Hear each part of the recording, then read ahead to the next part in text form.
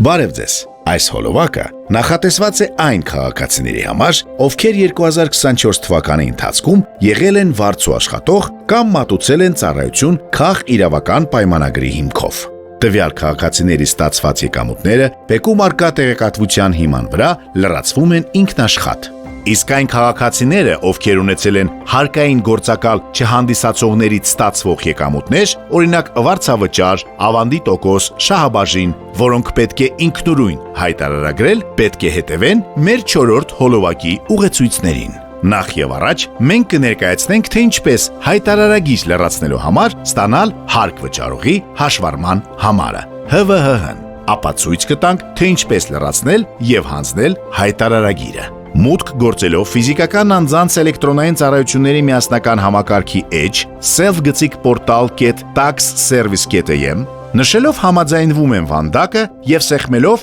մուտք ես եմ համակարգի միջոցով կոճակը։ Ընտրում եք մուտքի ձեր տարբերակը՝ բջջային նույնականացման քարտ կամ նույնականացման քարտ։ Բջջային նույնականացման քարտով մուտք գործելիս անհրաժեշտ է մուտքագրել ձեր հեռախոսահամարը բացված պատուհանում եւ սեղմել մուտք կոճակը։ Հեռախոսին կստանաք հաստատման հայտը, որը հաստատելուց հետո մուտք կգործեք միասնական համակարգ։ Բացվում է կայքի գլխավոր էջը, որտեղ հասանել են հետևյալ 8 բաժինները։ Անհրաժեշտ է անցնել անձնական տվյալներ էջ եւ ստանալ ՀՎՀ կոճակի միջոցով մուտք գործել տվյալ բաժին, ապա ներկայացնել ՀՎՀ ստանալու դիմումը։ Հաշված րոպեների ընթացքում կստանաք ՀՎՀ-ն։ Այս տարբերակը գործում է միայն ՀՀ քաղաքացիների համար։ ՀՎՀ-ն ստանալուց հետո կարող եք լրացնել տարեկան հայտարարագիրը։ Ինչպես սկզբում նշել ենք, այս հոլովակում կներկայացնենք միայն վարձու աշխատող համարված եւ քաղ իրավական պայմանագրով եկամուտ ստացած անձանց հայտարարագրի լրացման կարգը,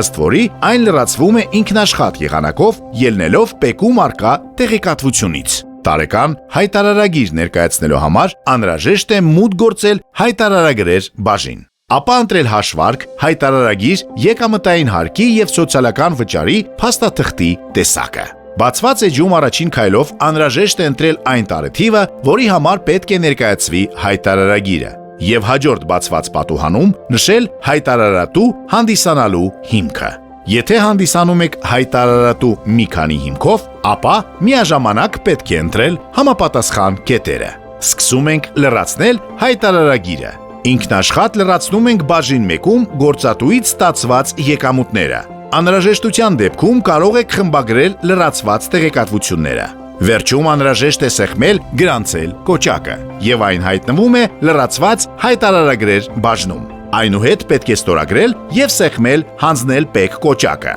Հավաստիանալու համար, որ հայտարարագիրը բարեհաջող ուղարկվել է ՊԵԿ, այն պետք է առկա լինի հանձնված հայտարարագրեր բաժնում։ Ապահովության համար կարող եք պահպանել հանձնված հայտարարագրի ստացականը, սեղմելով ստացական կոճակը եւ պահպանելով այն։ Շնորհակալություն։